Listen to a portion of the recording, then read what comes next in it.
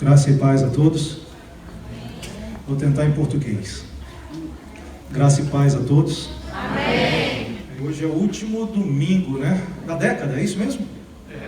Da década. Da década. Você já pensou? Como é que você estava 10 anos atrás? Quanta diferença, né? Quanta diferença de 10 anos para cá. Bom, hoje eu até anunciei um pouquinho nas redes sociais, né? Que o pastor deu essa oportunidade de a gente compartilhar um tema. Eu até coloquei um tema lá, né? Como ter uma vida sem vergonha. E o pessoal fez uma certa confusão entre o sem vergonha com o hífen no meio e o sem, né? Mas nós vamos tratar hoje sobre esse tema. Se você tiver a sua Bíblia, gosta de anotar, nós vamos ver um exemplo muito interessante, muito curioso na palavra de Deus. Se puder abrir em Lucas, no capítulo 1. Diz assim a palavra de Deus: nos dias de Herodes, rei da Judeia, houve um sacerdote chamado Zacarias, do turno de Abias. Sua mulher era das filhas de Arão e se chamava Isabel. Ambos eram justos diante de Deus, vivendo irrepreensivelmente em todos os preceitos e mandamentos do Senhor. E não tinham filhos, porque Isabel era estéril, sendo eles avançados em dias. Ora, aconteceu que, exercendo ele diante de Deus o sacerdócio na ordem do seu turno, coube-lhe, por sorte, segundo o costume sacerdotal, entrar no santuário do Senhor para queimar o incenso. E durante esse tempo, toda a multidão do povo permanecia da parte de fora, orando. E eis que lhe apareceu um anjo do Senhor em pé, à direita do altar do incenso. Vendo, Zacarias turbou-se e apoderou-se dele o temor. Disse-lhe, porém, o anjo: Zacarias, não temas, porque a tua oração foi ouvida. E Isabel, tua mulher, te dará à luz um filho, a quem darás o nome de João. Em ti haverá prazer e alegria, e muitos se regozijarão com o seu nascimento, pois ele será grande diante do Senhor. Não beberá vinho nem bebida forte, e será cheio do Espírito Santo, já do ventre materno. E converterá muitos dos filhos de Israel ao Senhor, seu Deus, e irá diante do Senhor no espírito e poder de Elias, para converter o coração dos pais aos filhos, converter os desobedientes à prudência dos justos e habilitar para o Senhor um povo preparado. Até aqui a gente vai ler. Primeira palavra, ou a principal palavra que a gente vai tratar nesses minutos que a gente tem, é essa aqui: vergonha. Todos nós já sentimos vergonha de uma certa maneira. Se você vai no dicionário, tem umas definições que eu achei interessante, bem objetivas. É um sentimento desagradável que surge quando a gente tem essa sensação de estar passando por um momento de desonra ou um momento ridículo, ser exposto a alguma situação ridícula. Outra definição diz: é uma sensação de perda de dignidade, de falta de valor pessoal, humilhação e rebaixamento. Todos nós já passamos vergonha, é ou não é verdade? Eu me lembro umas vergonhas que são até engraçadas. Me lembro, há muitos anos atrás, um casal de amigos meus, eles tinham uma filhinha. Sabe aquela fase quando a criança já fala? Sei lá, dos 3 para 4 anos, fala tudo.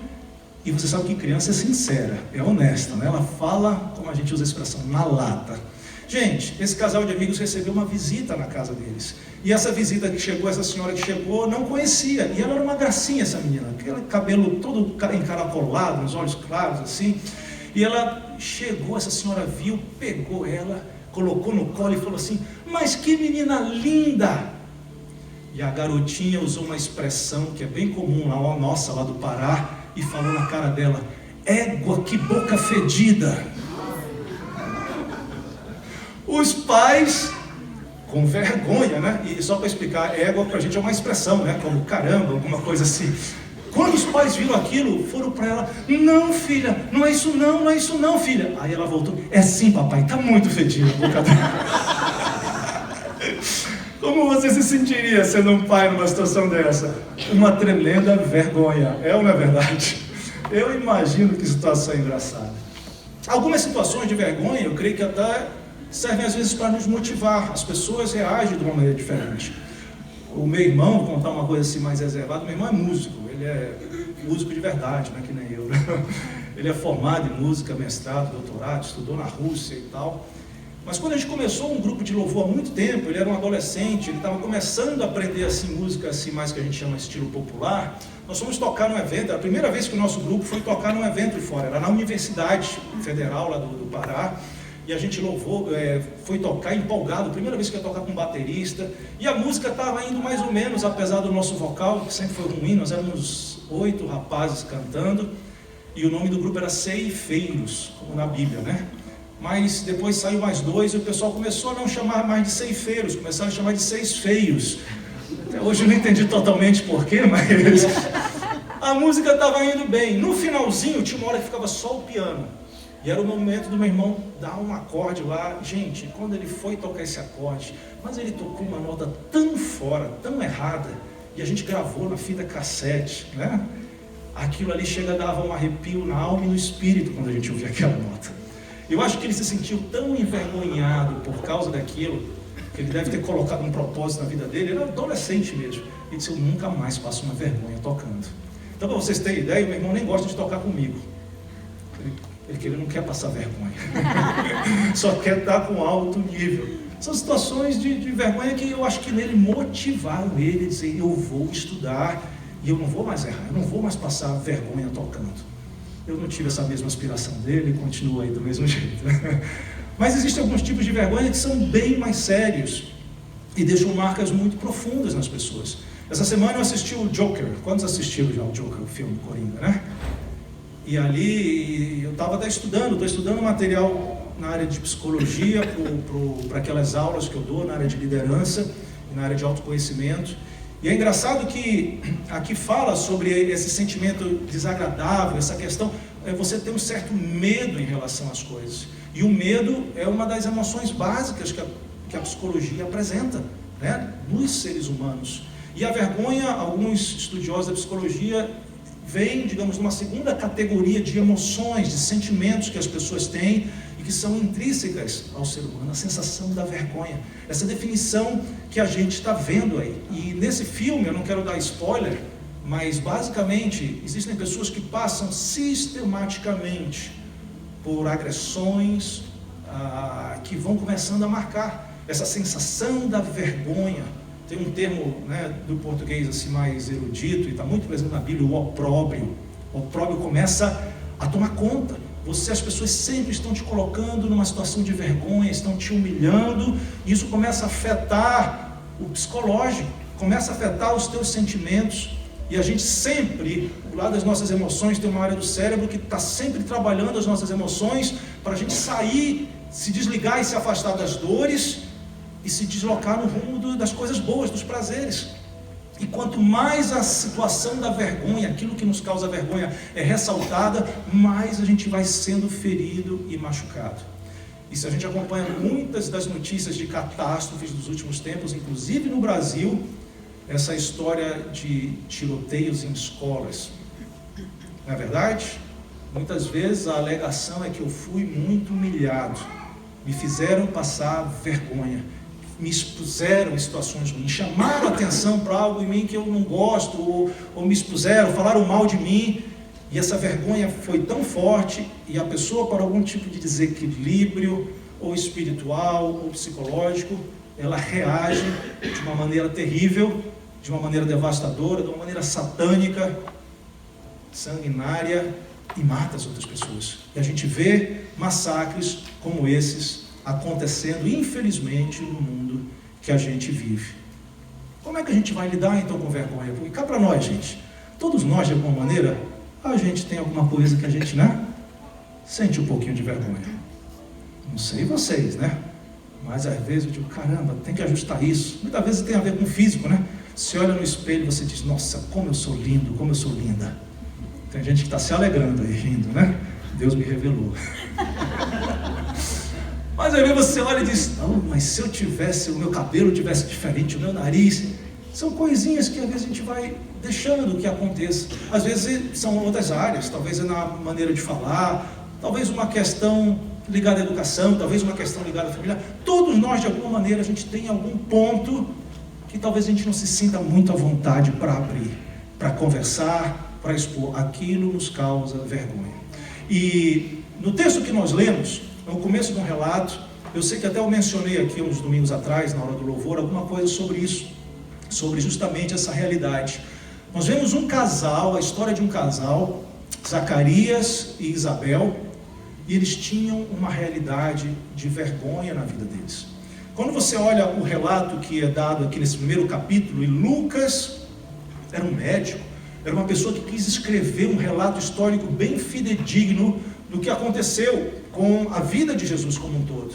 E ele lá no versículo 5, ele começa a falar sobre esse casal. E no verso 7, existe uma menção que era o calcanhar de Aquiles desse casal, que era o ponto sensível na vida deles. Diz assim a palavra de Deus: eles não tinham filhos porque Isabel era estéril. Tinha uma situação naquela mulher, ela não podia produzir filhos. E é interessante que naquela época era muito marcante a questão da maternidade, a questão de uma mulher poder ter filhos, poder oferecer à sociedade, à sua família, ao seu marido, até a Deus, a ordem divina original. Quando Deus cria o homem e a mulher, os coloca no jardim, antes do pecado ele diz: frutificai-vos, crescei, enchei a terra. Era um comando de Deus, estava debaixo da bênção de Deus aquilo. E essa mulher casou com esse homem. Até o pastor Miguel, acho que uns 2 domingos atrás, comentou que os casamentos em Israel, naquela realidade, normalmente eram numa idade nova, numa idade tenra.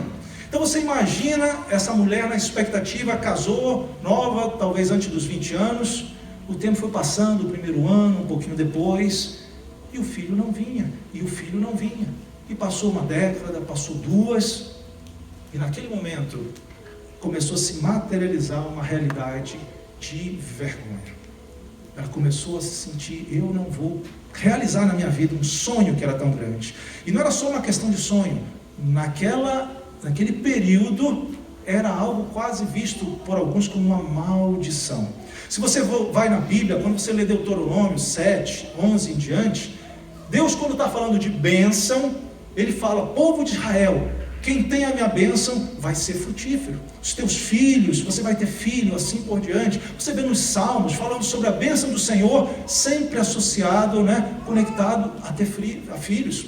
Um salmo que diz, bem-aventurados aquele que enche a sua aljava de filhos, que tem muitos filhos. Essa era a linha, era a mentalidade. E engraçado que na Bíblia nós vemos muitas mulheres-chave, mulheres que foram parte do plano específico de Deus, que tinham em comum essa característica de ser estéril e de não poder gerar filhos. Tem uma delas em particular, até porque se de repente tem alguém hoje aqui, alguma mulher que não pode ter filho por alguma questão de saúde, alguma questão física, não se sinta de maneira nenhuma constrangida. Eu creio que Deus fala para você o mesmo que Eucana, o marido de Ana, falou no primeiro capítulo de 1 Samuel. Eucana falou assim: eu te sou melhor que 10 filhos. E o Senhor Deus é melhor do que qualquer filho que você possa ter. Ele é um pai que te supre todas as coisas, fisicamente, emocionalmente, espiritualmente. Então fique tranquila. E vamos ver aqui um pouquinho mais sobre isso. Mas a realidade dela, de Isabel, era uma realidade de vergonha. E o tempo foi passando, e a Bíblia nos relata aqui que eles já eram de idade avançada. Diz, no final do verso 7, e não tinham filhos. O tempo foi passando e a frustração se tornou presente. Eles tinham uma vergonha. Nós vamos ver mais tarde Isabel mesmo dizendo sobre o opróbrio. Ela carregou por anos e anos um opróbrio. Mas o tema da mensagem hoje são 100 vergonhas que Deus ama, que Deus agrada, que agradam a Deus. E essas pessoas aqui, esse casal, nesse momento, eles eram envergonhados. Como é que eles se tornaram sem essa vergonha de não poder frutificar? A gente vai começar a olhar na vida deles algumas características que me inspiraram, e eu espero que te inspirem também, para entender como agradar a Deus e chegar nessa posição em que nós não vamos ter vergonha. Primeira coisa, veja aí no versículo 6, quando Lucas começa a dar um relato a respeito desse casal, ele fala o seguinte: ambos eram justos perante Deus, andando irrepreensíveis em todos os mandamentos e preceitos do Senhor. Esse casal, ele tinha uma limitação, um problema físico, aquela mulher tinha uma limitação física, mas isso não impediu os dois de honrarem a Deus com a obediência, em conhecer e seguir a palavra de Deus. A gente vive num mundo muito interesseiro, é ou não é verdade? E às vezes esse tipo de espírito de querer ganhar algo, a gente transfere para o nosso relacionamento com Deus. E eu digo: Deus, tu está me pedindo para eu aceitar Jesus, está me pedindo para eu viver essa vida, está pedindo para eu vir para a igreja todo domingo, Deus, o que eu vou ganhar com isso? Imagina talvez ela dizer: poxa, uma vida inteira sendo justo, sendo irrepreensível diante de Deus, e Deus, eis aqui, eu estou velha e continuo carregando uma vergonha. Eu continuo numa situação em que o meu sonho não se realizou, em que as coisas que eu gostaria que acontecessem não acontecessem. Qual o motivo, Deus, que eu vou continuar te honrando dessa maneira? A Bíblia nos mostra um exemplo de uma pessoa que estava muito com essa questão interesseira. A mulher de Jó, quando viu que ele perde a saúde, que ele perde os bens, que eles perdem os filhos, ela chega para Jó e diz: Jó, tu não está ganhando nada com isso. Amaldiçoa o teu Deus e morre. É o extremo de dizer: Deus não está te dando nada, está te dando coisas ruins, abandona Ele. O que era uma grande mentira, porque Deus tinha fartado a vida de Jó de bens, de coisas boas, até aquele momento da provação. Muitas vezes nós somos interesseiros dessa maneira, e eu vejo que particularmente esse casal começa a nos inspirar, dizendo que não importa que a gente tenha uma área da nossa vida que a gente esteja passando uma vergonha, ou que é vergonhosa para nós. E quando eu falo vergonha, comece a assimilar do ponto de vista talvez de uma oração ainda não respondida, de um desejo não realizado, de um propósito, eu até diria de uma promessa que Deus já fez para ti, e que ainda não se cumpriu, e que porque ela não se cumpriu, talvez você ande de cabeça baixa, talvez você se sinta com essa vergonha, talvez isso fira o teu coração, talvez isso te leve a chorar, talvez isso te abata, te deixa para baixo. Mas aqui, Isabel e Zacarias não se importaram com a vergonha, continuaram sendo justos e irrepreensíveis diante do Senhor. Quero te fazer particularmente uma observação. Deus quer muito que a gente obedeça a palavra dele, e a verdade é que sem o Espírito Santo de Deus na nossa vida, nós não vamos conseguir fazer isso, porque o nosso esforço humano não é suficiente. Nós só somos salvos pela graça, através da fé. Isso não vem de nós, é um dom, é um presente de Deus. Então talvez se você está assistindo por internet, ou se você está ouvindo aqui, e você é um frequentador de igrejas, e talvez você pense: se eu fizer obra, se eu me esforçar para ser uma pessoa boa, Deus de alguma maneira vai me retirar da minha vergonha, Deus vai mudar a situação. Não, Deus quer que você nasça de novo, tenha uma experiência nova. Nós, quando nascemos da nossa mãe e do nosso pai, nós somos uma velha criatura, e essa velha criatura não consegue agradar a Deus. Mas Jesus disse no capítulo 3 do Evangelho de João, que nós, quando nascemos de novo, nós podemos enxergar o reino de Deus.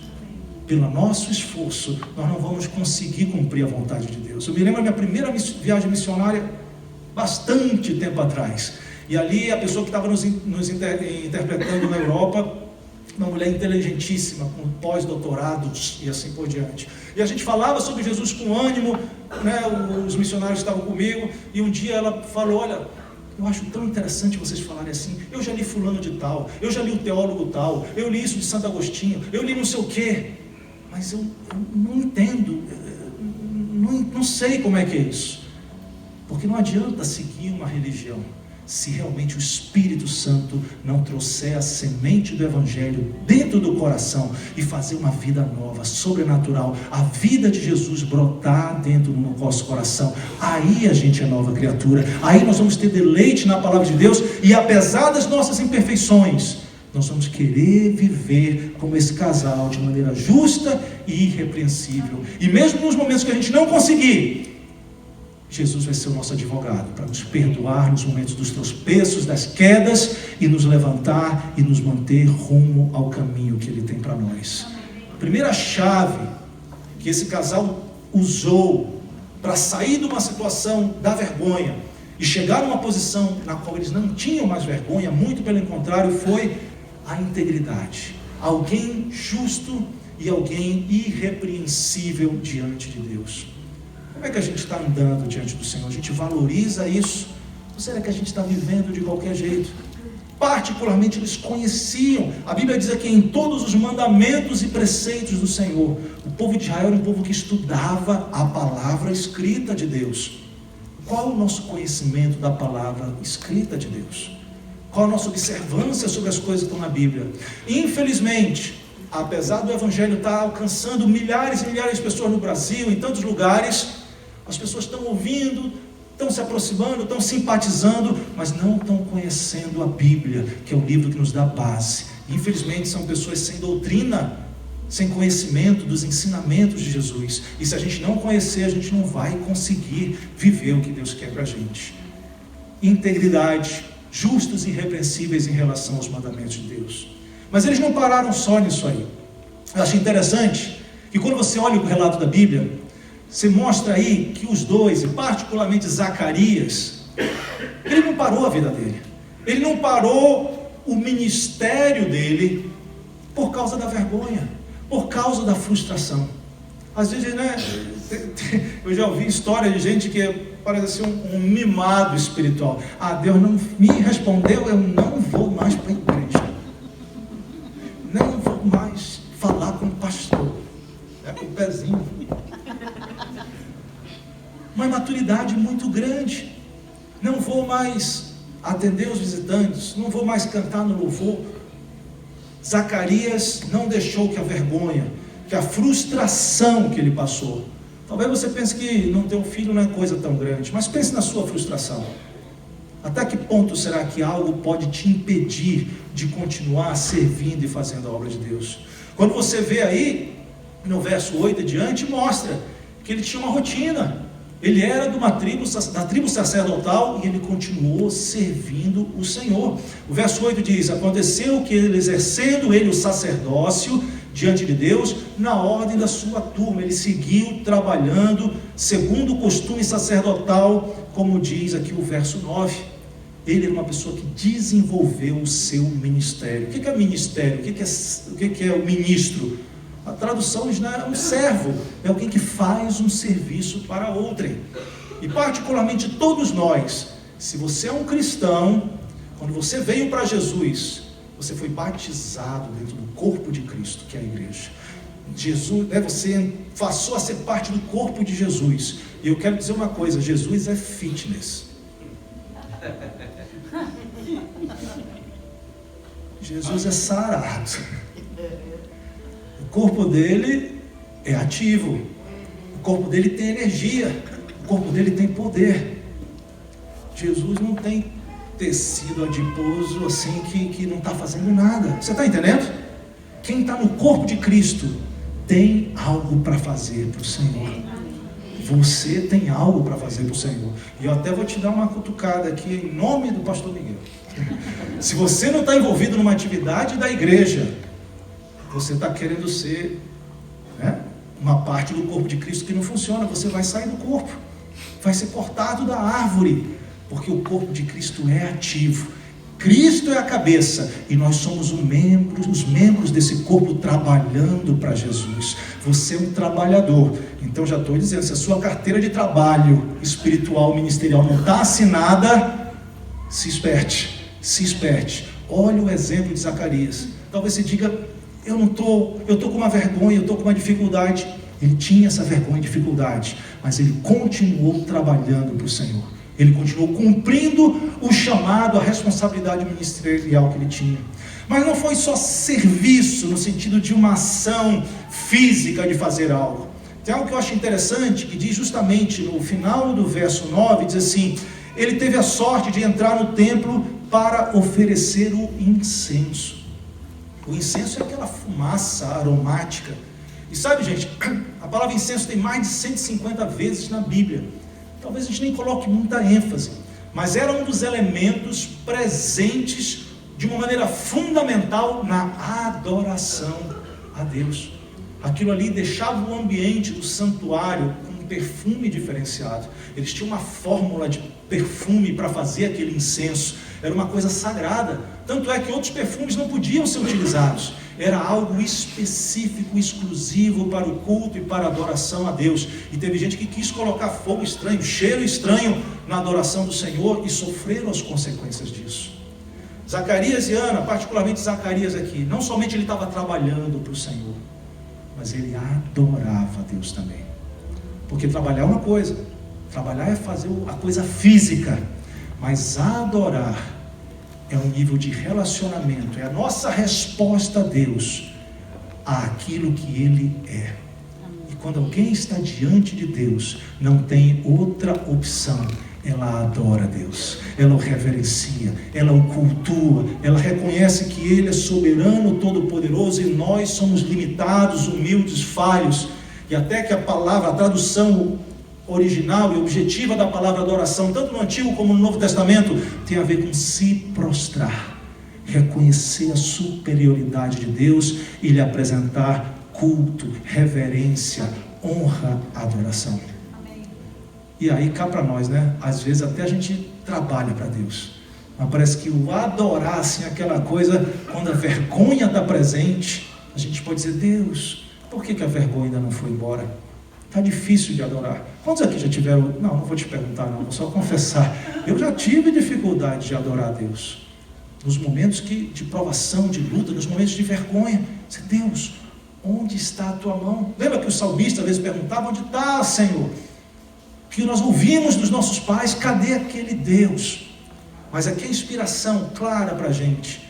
Ele não somente não parou de trabalhar, mas ele seguiu oferecendo incenso, que é um sinal muito claro de adoração e de culto ao Senhor. Agora, sabe o que é interessante que eu vejo? Depois de observar isso que esse casal fez, primeiro, viveu em obediência aos mandamentos de Deus. E porque eles obedeciam, ele seguiu cumprindo o seu ministério. E dentro de seguir o seu ministério, ele apresentava o incenso, ele adorava o Senhor.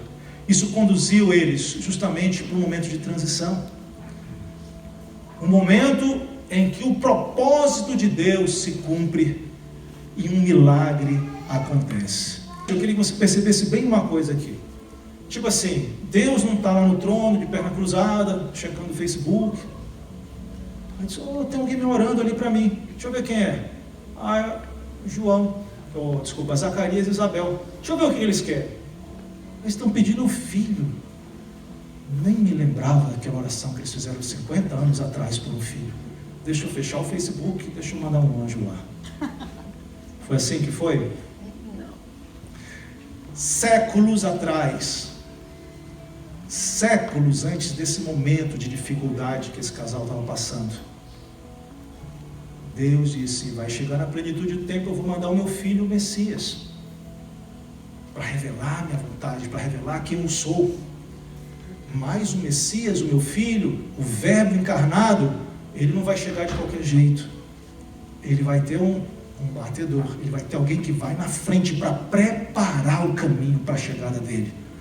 Eu já tive alguns eventos com autoridades, governador, presidente e tal, e é interessante, antes do presidente chegar, às vezes um mês antes, eu trabalhava numa indústria, a gente recebeu um presidente com uma inauguração lá, o pessoal um mês antes vinha, começava a ver, averiguar tudinho, checar, ver o que era preciso, se a segurança estava bem, por onde ia passar, planejava tudo, para que quando o presidente chegasse, o caminho estava todo certinho, não ia ter imprevisto para honrar aquele presidente. Deus, séculos antes, sequer de Zacarias e Isabel terem nascido, antes deles descobrirem que eles tinham essa limitação e que causava vergonha deles, Deus já tinha dito o seguinte: vai se levantar um antes do Messias vir, voz do que clama no deserto, preparai o caminho do Senhor, aplanai as veredas. Zacarias e Isabel passaram uma vergonha por um tempo, mas Deus não foi pego de surpresa nisso. Deus já tinha a resposta para torná-los sem vergonhas, sem o hífen, séculos antes. Ele tinha um plano: eu vou levantar um profeta, e esse profeta não vai ser qualquer um. O próprio Jesus disse que entre os que nasceram de mulher, até aquela época, ninguém foi maior que João Batista. Você consegue entender isso, gente? Isabel e Zacarias, décadas de vergonha, de suspiro triste, décadas de agonia e dizer: Deus, por que tu não me respondes, Deus? Por que tu não fala comigo? E eu particularmente, uma menção ainda sobre o slide anterior, o incenso não somente fala de adoração. Quando você vai em Apocalipse capítulo 5, verso 8, diz claramente que o incenso são as orações dos santos. Quando Zacarias estava oferecendo incenso, não somente ele estava agradecendo, ele estava adorando e reverenciando o único Deus verdadeiro, mas ele estava orando também. Aquele incenso tem um significado de oração. Jesus lá quando fala sobre oração, né? Batendo na porta do céu, batei e abrir-se-vos-á. Décadas obedecendo a Deus, guardando os mandamentos, adorando a Deus e orando e pedindo. Chegou na época certa, Deus diz: aquele plano que eu fiz séculos atrás, aquilo que eu profetizei, que eu falei através do profeta séculos atrás, chegou a hora. Está na hora de vir o maior profeta até os tempos de Jesus. Quem são os pais que eu vou dar esse presente? São aqueles íntegros diante de Deus, aqueles que adoram, aqueles que seguem orando. E é interessante, justamente no verso 13, se você tem aí, diz assim: o anjo lhe disse, apareceu o anjo, Deus mandou um anjo para Zacarias na hora que ele estava adorando com incenso, cultuando a Deus com a sua oração lá desenvolvendo seu sacerdócio. Diz assim: mas o anjo lhe disse: Zacarias, não temas, a tua oração foi ouvida. A tua oração foi ouvida. Zacarias e Isabel oravam por algo, eles nem sabiam que Deus já tinha projetado essa resposta há séculos atrás. Há séculos atrás. E que tremendo. Quantos aqui oram por alguma coisa? Às vezes por duas coisas. Possivelmente essa tua oração tem a ver com o teu motivo de vergonha, motivo que te impacta, motivo que dói. Deixa eu te falar uma coisa. Talvez o anjo ainda não chegou para dar essa resposta até hoje, mas uma coisa eu sei: a provisão do Pai já está feita, olha, há muito tempo para ti. E os planos do Senhor são perfeitos. E essa noite você veio aqui porque 2020 está começando e Deus quer gerar uma fé no teu coração para encarar esse ano com a visão que Deus tem, que Deus é o que tem a resposta e aquele que tira a vergonha das nossas vidas, se nós cumprimos aquilo que Deus tem preparado para a gente. Na perspectiva humana era impossível que essa vergonha fosse retirada, não dava para ser. Era uma mulher de idade e já estéril, não havia condição.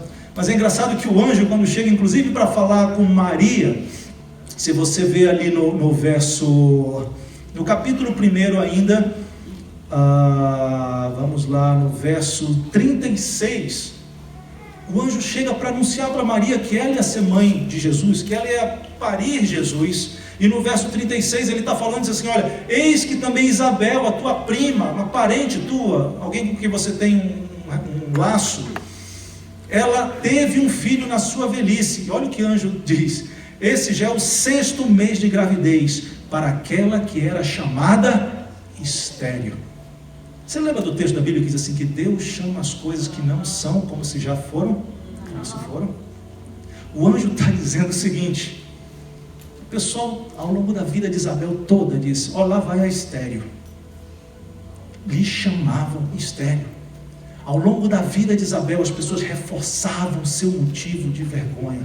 Não sei quanto bullying você já sofreu, bullying espiritual, talvez de zombaria de alguém falando contra você, talvez as vozes do inimigo, dos espíritos malignos, de pessoas usadas por Satanás para zombar de ti, dizer, ressaltar a tua vergonha, te chamar de estéril, te chamar de alguma coisa que não tem a ver com o propósito de Deus para a tua vida.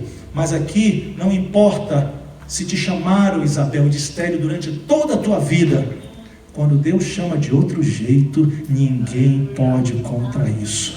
vale a palavra de Deus na tua vida, meu irmão. Por isso seja íntegro, por isso trabalhe para Deus, por isso siga queimando o incenso da adoração e da oração diante de Deus. E eu acho tremendo quando ele segue nesse momento que ele diz assim: aquela que era chamada pelos homens de estéril, ela já está no 6º mês de gravidez.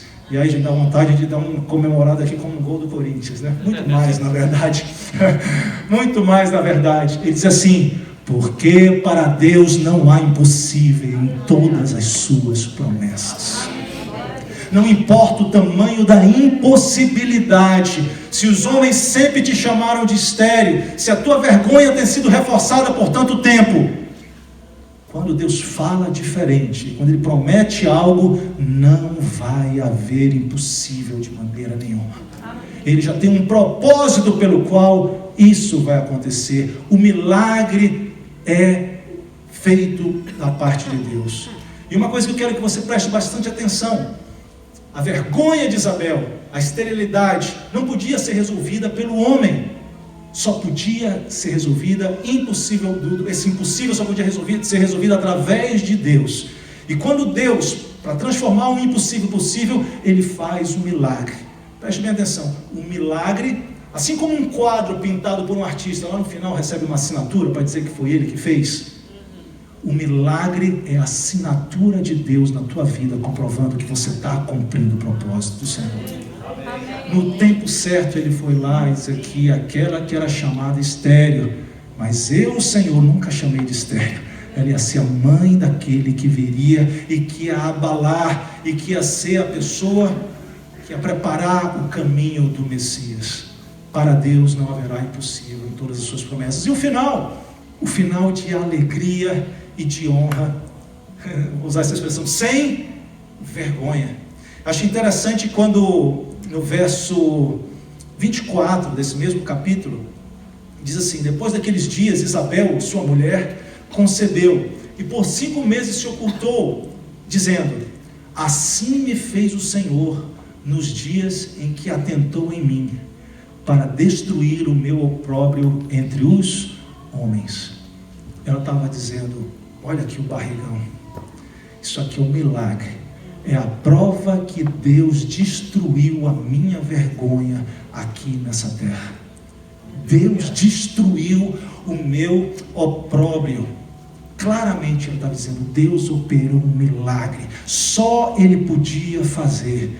Agora eu sou uma pessoa sem vergonha, agora eu vivo nessa alegria, como quem sonha, porque valeu a pena ter chorado e semeado com lágrimas. Chegou o momento da colheita, o momento que Deus respondeu, o momento que Ele tirou a minha vergonha, e eu posso viver para a glória do Senhor. Eu vou ser mãe de um menino que desde o meu ventre foi cheio do Espírito Santo, um menino que tinha unção, foi a pessoa que batizou Jesus nas águas. Hello! Você consegue entender o nível do privilégio? E muitas vezes a equação é essa: o nível da glória alcançada é proporcional ao nível da vergonha que foi sofrida por muito tempo. Está sofrendo vergonha? Está tendo dificuldade? Nosso Deus, nas suas promessas não existe impossível. Ele cumpre as promessas dele. Ele sabe o tempo certo de fazer aquilo que é necessário. Eu queria concluir com algumas reflexões dentro desse sentido da gente estar vivendo. E aqui particularmente para trazer para esse nosso próximo ano, para que você saia hoje daqui com força, com fé, e na terça-feira a gente esteja junto novamente aqui, cada vez mais seguro com Deus, cada vez mais querendo seguir os exemplos que nós vimos nesse casal. Primeiro, nunca deixa de servir a Deus, de adorar a Deus. Nunca para de orar pelo teu milagre. Casal de idosos, como a mulher estéril, Deus diz: deixa eu botar minha assinatura de milagre, para mostrar que eu estou nesse negócio e que comigo não há impossíveis. Não pare de adorar a Deus, não pare de servir ao Senhor, e não pare de orar e clamar pelo motivo que Deus colocou no teu coração, porque Ele tem um plano perfeito e maravilhoso. Segunda coisa que eu acho importante: Não julgue quem está passando por um momento de vergonha. É muito fácil a gente cometer bullying contra os outros, é ou não é verdade? Nas várias áreas, seja por uma questão financeira, seja por uma questão, talvez até de uma aparência física, seja por uma questão de um status social, ou um status intelectual, ou uma realidade de experiência na igreja, ou não. Quantas vezes a gente quer julgar as outras pessoas? A gente não imagina o que aquela pessoa está passando. E Jesus, quando esteve na terra, ele sempre olhava para aqueles pobres de espírito, para levantá-los daquela situação. Ele sabia o que ia lá dentro, e ele queria que houvesse uma transformação. Em vez de nós julgarmos quem está passando pela realidade da vergonha, vamos ser boca de Jesus. Vamos olhar para ele e dizer: para Deus não há impossível em todas as suas promessas. Deus tem uma assinatura de milagre para a tua vida. Por isso continua. Vamos ser aqueles que vamos animar uns aos outros e não deixar que ninguém caia na fé. Nós estamos indo rumo todos na mesma direção, nós estamos indo para o céu. Outra coisa, creia que nesse tempo da esterilidade, nesse tempo da vergonha, nesse tempo de impossibilidade, Deus está trabalhando no plano dele. Zacarias e Isabel nunca tinham imaginado que iam ser mãe, iam ser pais daquele que ia ser chamado voz do que clama no deserto. Eles nunca imaginavam que vinha um tremendo herói espiritual, um mártir para a glória de Deus, o precursor da chegada de Jesus, aquele que batizou em água Jesus. Eles não imaginavam isso. Nós não conseguimos imaginar o que Deus tem para as nossas vidas, no propósito dele. Tanto é que Paulo, quando ele escreve nos Coríntios, ele diz: nem olhos viram, nem os ouvidos ouviram, nem jamais penetrou no coração humano as coisas que Deus tem preparado para aqueles que o amam. E deixa eu te falar uma coisa, porque talvez de repente, para algumas pessoas, existem alguns sonhos que são muito materiais, são muito humanos. Talvez o sonho de não, Deus vai fazer o homem mais rico da face da terra. O Ferrari vai ser o carro que eu vou dar para quem limpar minha casa. E isso e aquilo. Uns sonhos, vou usar uma expressão assim grega antiga, uns sonhos são pura viagem na maionese. Eu quero dizer que independente das questões dessa terra, o propósito mais amplo, mais maravilhoso de Deus, Ele já nos deu através de Jesus Cristo. É uma nova vida que nos dá direito a viver a eternidade com o Senhor. Ainda que durante essa terra a gente passe por essa vergonha, gente, quando a gente sair daqui, a glória, a gente não consegue imaginar o que Deus tem preparado para aqueles que amam ao Senhor. Deixa eu te falar, o final da história, se você perseverar, vai ser de glória. Deus tem algo especial, e o que Ele está fazendo aqui? Ele está cumprindo o plano dele, Ele está desenvolvendo o plano dele, e nós somente temos que nos adequar. A gente tem que conhecer o que Deus quer fazer, a gente tem que ser íntegro como Zacarias e como Isabel, conhecer a Bíblia, viver a Bíblia. Nós temos que queimar incenso, nós temos que adorar, nós temos que orar, nós temos que fazer a nossa parte, porque Ele sabe direitinho fazer a parte dele. E por último, que eu estava comentando, o nosso destino final em Deus é honra, é alegria, e nós temos que fazer exatamente como Zacarias fez. Se você ver no final do capítulo, do verso 67 em diante, diz o seguinte: Zacarias, seu pai, foi cheio do Espírito Santo e profetizou. E ele começa a falar um bando de coisas. Depois na sua casa você lê esse capítulo, e ele fala coisas tremendas a respeito de João Batista, e ele glorifica a Deus. Olha só, Zacarias, até esse momento, ele era só um sacerdote, passando vergonha.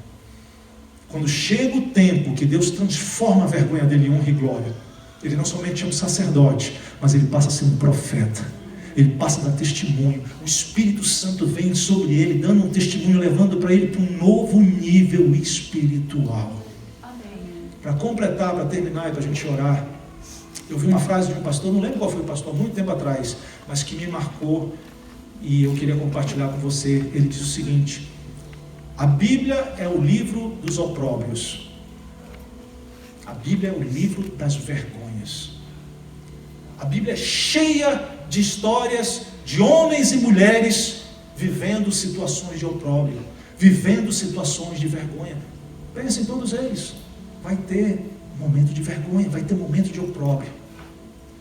Mas o bom é que a Bíblia não para aí, ela é o livro de Deus. E ela é o livro em que mostra, no meio de todas essas histórias de opróbrios, de vergonha, mostra que há um Deus que em seus propósitos, em seu poder, transforma o opróbrio em honra, em glória e alegria. Quero te convidar a ficar de pé nesse instante e se jogar agora em oração em Deus. Fecha teus olhos. Deus falou contigo nessa noite, porque Ele falou comigo. Fecha teus olhos nesse instante. Comece a falar com o Senhor. Se existe alguém aqui, de alguma maneira, Deus falou com você, esse é o tempo de dizer: Deus, eu recebo a Tua palavra. E nesse começo de ano agora, eu quero viver diferente. Eu quero seguir o exemplo desse casal, de Zacarias, e o exemplo de Isabel. Eu quero viver uma vida íntegra diante de Ti, Deus. Eu quero continuar queimando incenso. Eu quero Te adorar, Deus. Eu quero, Deus, orar. Eu quero continuar, eu não vou desistir, eu não vou voltar atrás.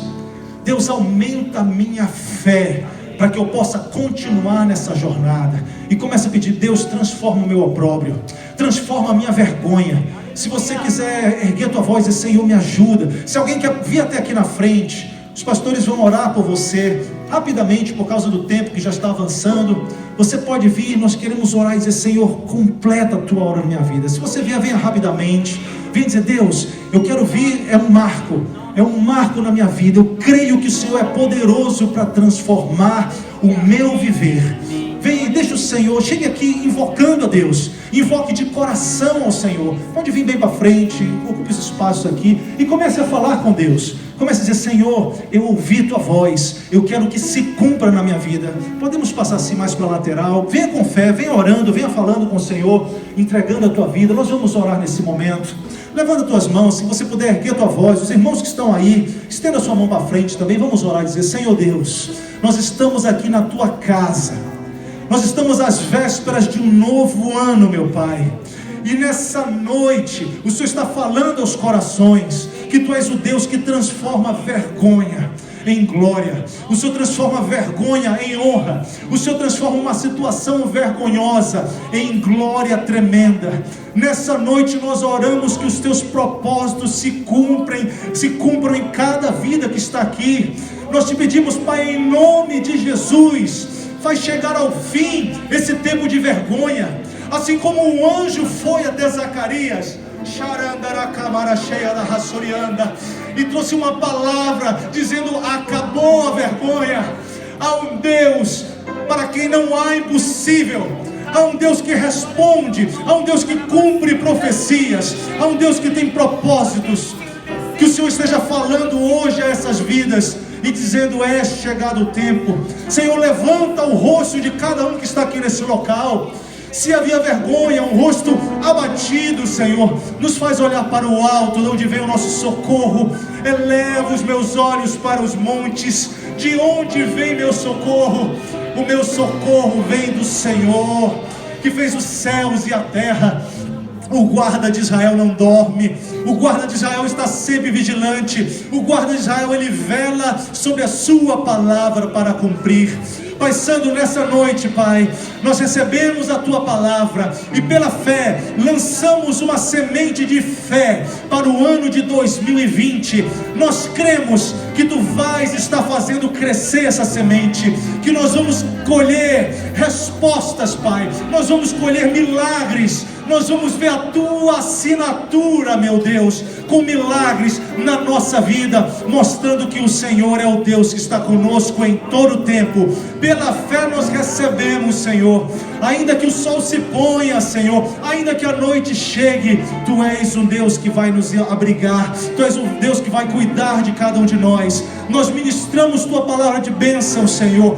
Tira a vergonha da nossa vida. Abre nossos olhos para entender o Teu plano e que o Senhor cumpra as Tuas promessas. Seja glorificado, Senhor. E nós cremos que o melhor está por vir. A Tua promessa vai ser cumprida em cada pessoa que está aqui. E nós vamos Te dar glória. Nós vamos testemunhar que não há Deus como o Senhor e que não há impossíveis em todas as promessas de Deus. Quantos creem assim? Dê um grito, amém. Aleluia.